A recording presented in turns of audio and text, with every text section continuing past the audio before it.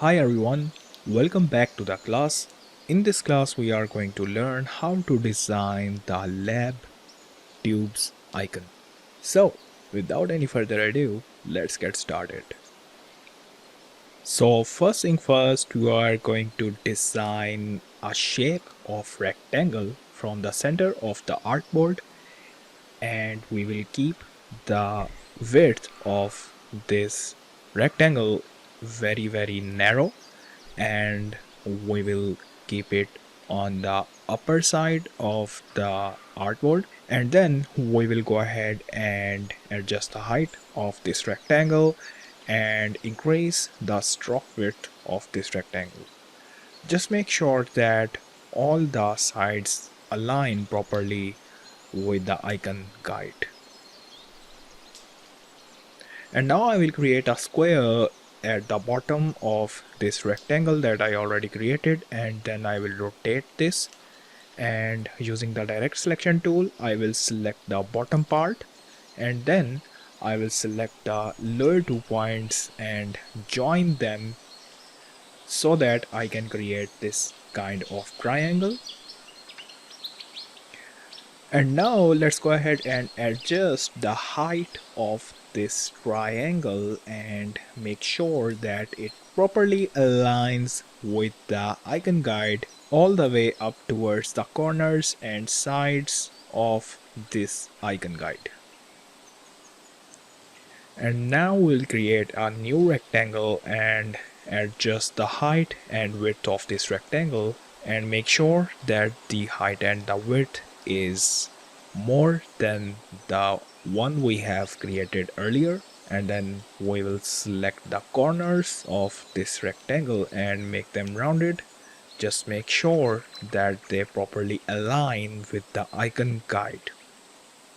And now we'll go ahead and select all of these shapes together, and from the Pathfinder window we'll select first option so that we can join all these shapes together. And now we'll go ahead and select the middle two corners of the design and make them rounded, and we'll do the same for the lower two corners so that we can create a smoother look of the icon. I can see that the upper part of the design needs to be adjusted with the icon guide, so I will go ahead and do that. And now we'll go ahead and align this design with the center of the artboard. And now in the next step, what we are going to do is we will select the lower corners of the design and make them a little bit wider. Alright, so now we'll go ahead and create a duplicate copy of this flask. Using the direct selection tool, we will select the lower part of this design and delete the points so that we can get rid of the triangle area. And now we'll go ahead and select the lower 2 points of this design and increase their size, and then we will select the circle tool and create a circle on the bottom of this design. And now we'll select both of these shapes, and using the shape builder tool we will go ahead and combine these shapes to create one single design.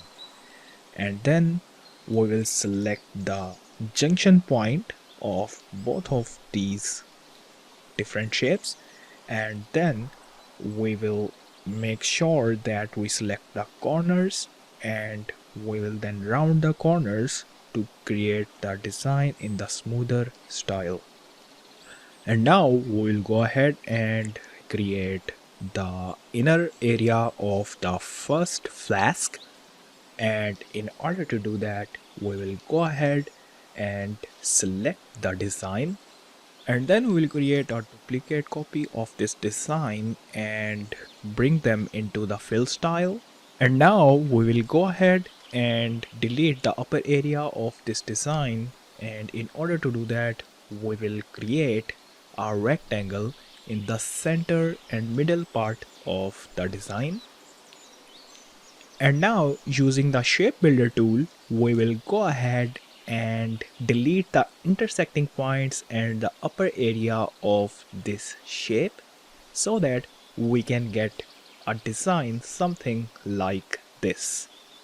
Now from the objects menu, we will go ahead and select the path option, and from there we will select the offset path option. You can see our box like this, from where we will decrease the value, and by doing that we will achieve another shape something like that, as you can see on the screen. So what we will do is we'll go ahead and paste this shape on the top,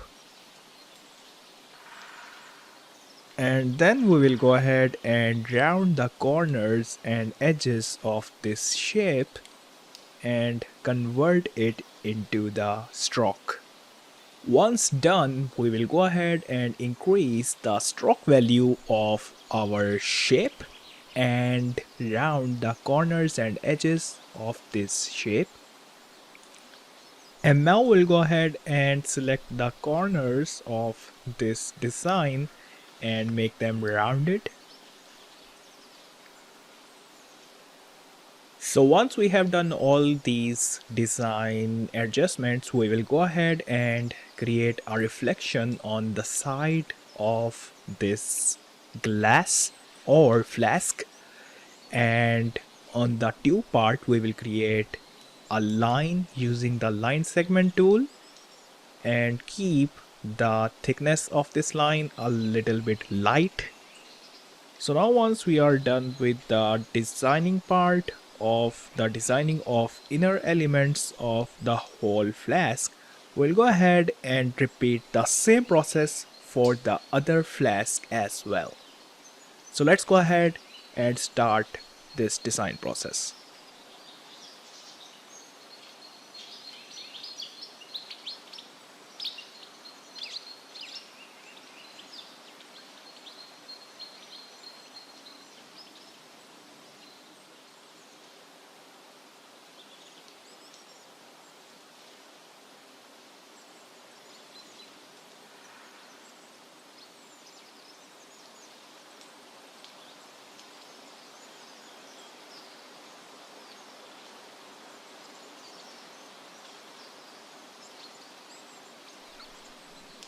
So now once the design of our flasks is ready, we will create a backup copy of these designs of the bottle and bring them outside the artboard, and now make a few adjustments to the design itself as a whole composition.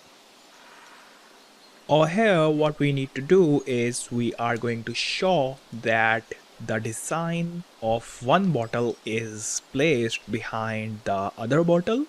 So we will bring them after the other, and then we will group them together and align them in the center of the artboard. Now in the next step what we are going to do, we will expand the artwork and convert the strokes into fills, and then we will create a separation between both of these shapes or designs. Now we'll go ahead and increase the stroke size of this line and increase it all the way up to 9, and then we will expand this line so that we have this in the fill style, and then we will select this line and the flask that is behind, and using the selection tool we will get rid of all the shapes and paths that are below and intersecting with the other flask that is in the front.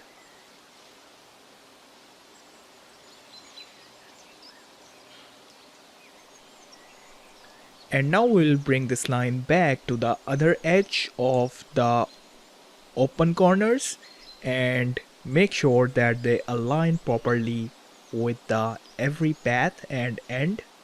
And then what we are going to do is we will align each of the edges properly, and using the shape builder tool we will get rid of all the extra shapes from this design.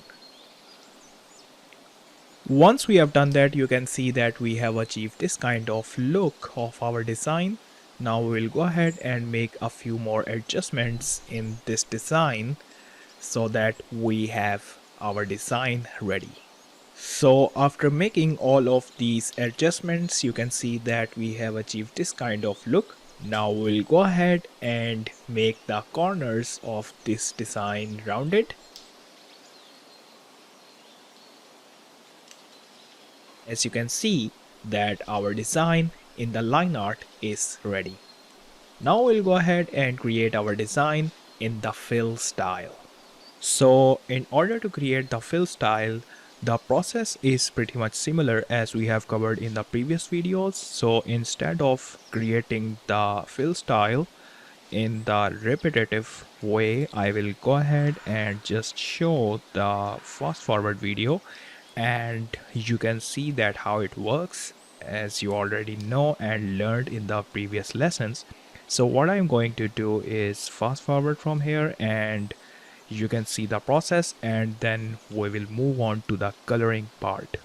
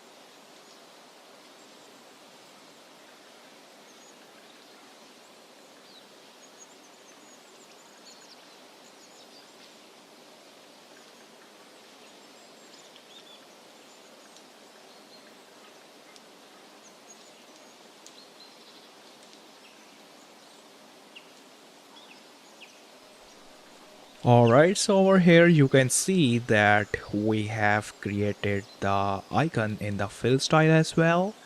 And now we will go ahead and start working on adding colors to the artwork. So in the first step we will add the colors inside the artwork, and then we'll work on the colors part in which we will add the colors in the gradient style.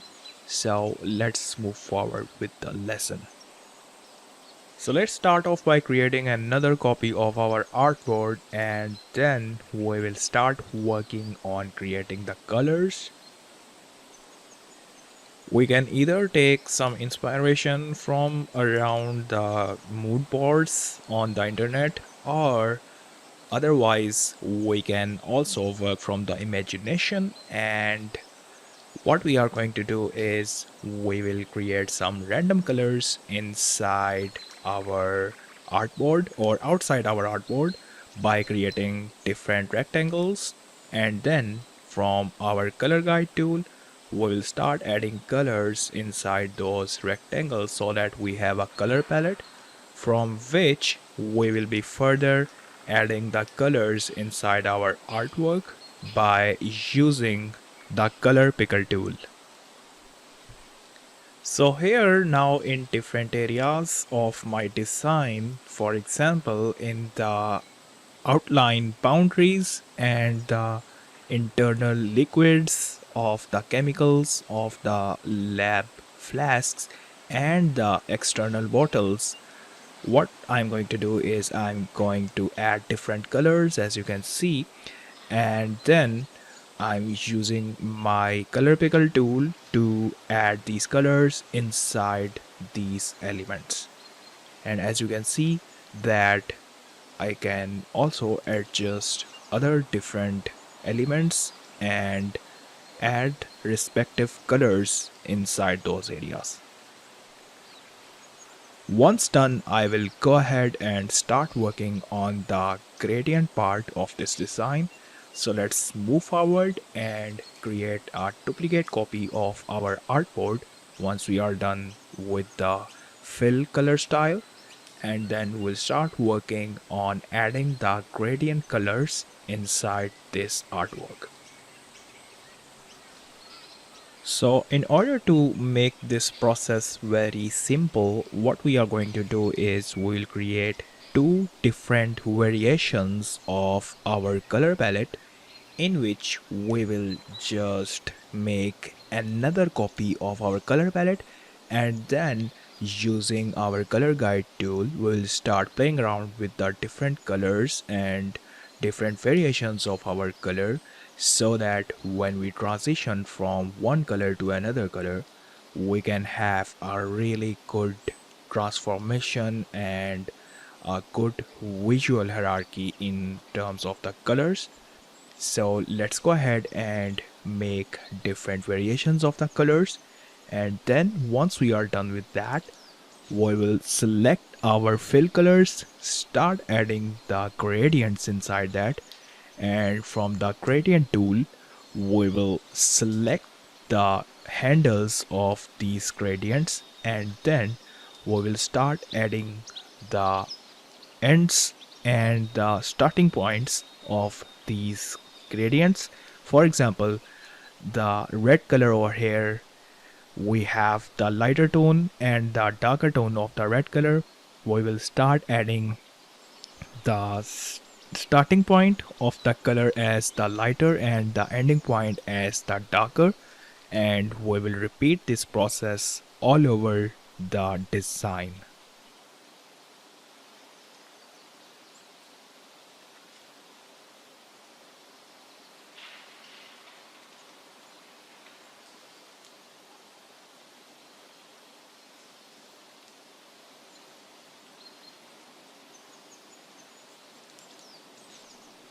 Alright, so as you can see that we have completed our process of designing and adding colors inside the artwork, and then adding the gradients and setting up the gradients and different variations of the gradients inside our design.